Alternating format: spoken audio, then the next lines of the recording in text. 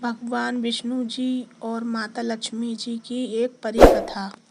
एक बार भगवान विष्णु जी सोमनगर पर बैठे बैठे बोर हो गए। उन्होंने धरती पर घूमने का विचार मन में किया। वैसे भी कई साल बीत गए थे धरती पर आए और वह अपनी यात्रा की तैयारी में लग गए। स्वामी को तैयार होता देख कर लक्ष्मी माँ ने पूछा, आप सुबह सुबह कहाँ जाने की तैयारी कर रहे हैं? स्वामी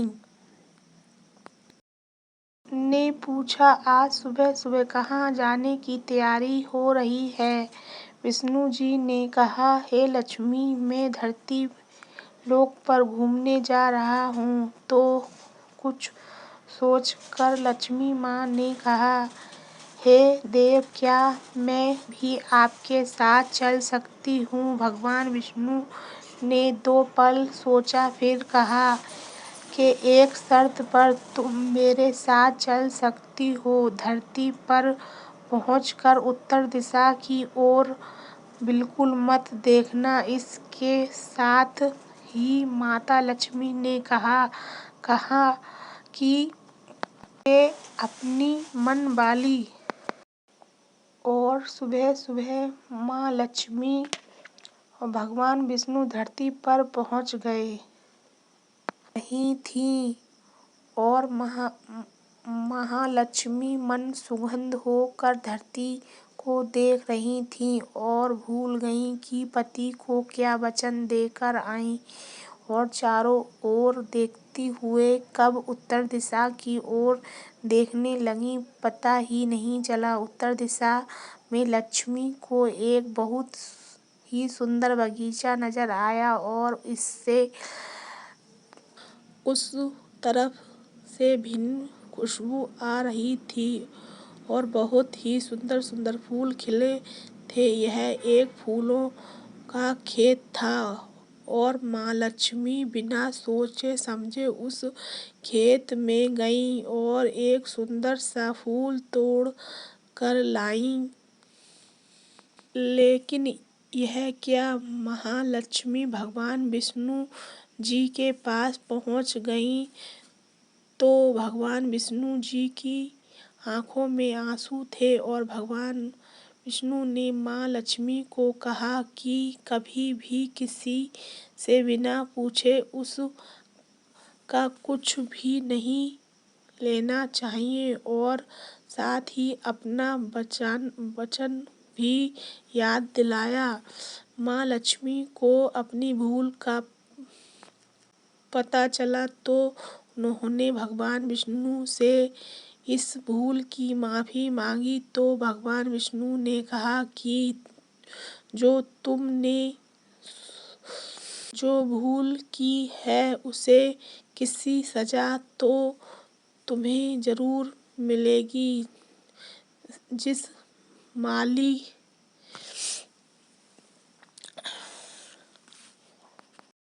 के खेत से तुमने बिना पूछे फूल तोड़ा है, यह एक प्रकार की चोरी है। इसलिए अब तुम 3 साल तक माली के घर नौकर बनकर रहो। उसके बाद मैं तुम्हें कुंड में वापस बुलाऊंगा। माँ लक्ष्मी ने चुपचाप सर झुकाकर कहा, दी आज कल की लक्ष्मी थोड़ी थी और माँ लक्ष्मी एक गरीब औरत का रूप धरकर उसके खेत के मालिक के घर गईं।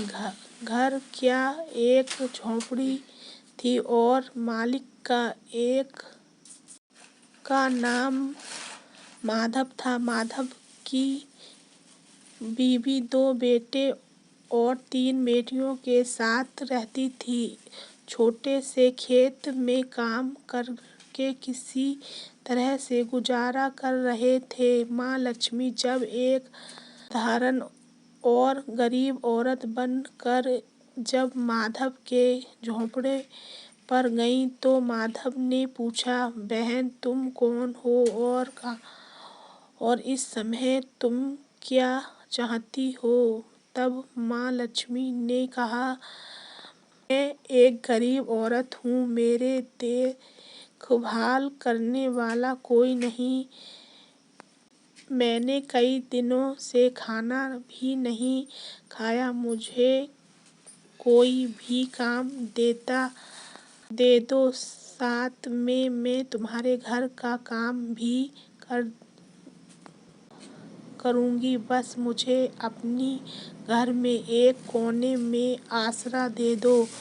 माधव बहुत ही अच्छा दिल का मालिक था, उससे दया आ गई, लेकिन उसने कहा, बहन मैं तो बहुत ही गरीब हूँ, मेरी कमाई से मेरे घर का खर्च मुश्किल से चलता है, लेकिन अगर मेरी 3 ही जगह 4 बेटियां होती तो भी मैंने गुजारा करना था। अगर तुम मेरी बेटी बन कर जैसा रूखा सूखा वह खाते हो उसमें खुश रह सकती हो तो बेटी बन अंदर आ जाओ। माधव ने माँ लक्ष्मी को अपने झोंपड़े में आसरा दे दी और माँ लक्ष्मी 3 साल तक उसमें रहीं। लक्ष्मी 3 साल उस माधव के घर पर नौकरानी बन कर रहीं। जिस दिन माँ लक्ष्मी माधव के घर आई थी उससे दूसरे दिन ही माधव को इतनी आमदनी हुई फूलों से कि शाम को एक गाय खरीदकर ली। फिर धीरे धीरे माधव ने काफी जमीन खरीद ली और अब न अच्छे कपड़े भी बना लिए और फिर एक पक्का घर भी बना लिया। बेटियों और बीवी ने गहने भी बना लिए और अब मकान भी बहुत बड़ा बना लिया था, पर नौकरी बन कर रहीं। जिस दिन माँ लक्ष्मी माधव के घर आई, माधव हमेशा सोचता था कि मुझे यह सब इस महिला के आने के बाद मिल रहा है। इस बेटी के रूप में मेरी किस्मत आ गई है मेरे। और अब 2 से 4 साल बीत गए थे, लेकिन माँ लक्ष्मी अब भी घर में और खेत में काम करती थी। एक दिन माधव जब अपने खेतों से काम खत्म करके आया तो उसने अपने घर के सामने वाले दरवाजे पर एक देवी रूप गहनों से लदी एक औरत को देखा। ध्यान से देखा कर पहचान गए और यह तो मेरी मुँह बोली चौथी बेटी यानी वही औरत है। पहचान गया कि यह तो माँ लक्ष्मी है। अब तक माधव का पूरा परिवार बाहर गया था और बस हैरान होकर माँ लक्ष्मी को देख रहा था। माधव बोला, हे माँ, हमसे माफ कर, हमें न तेरे से अनजान में ही घर और खेत का काम करवाया है। माँ, यह कैसा अपराध हो गया। माँ, हम सब को माफ कर दो।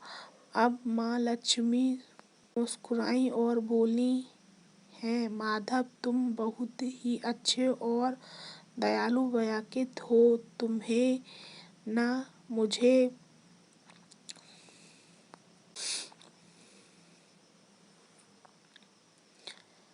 अपनी बेटी की तरह से रखा, अपना परिवार के सदस्यों की तरह से मुझे के बदले में तुम्हें वरदान देती हूँ कि तुम्हारे पास कभी भी खुशियों की और धन की कमी ना रहेगी। तुम्हें सारे सुख मिलेंगे जिससे तुम्हें हकदार हो। और फिर माँ लक्ष्मी स्वामी के दोबारा भेजा रथ में बैठकर वैकुंठ चली गईं।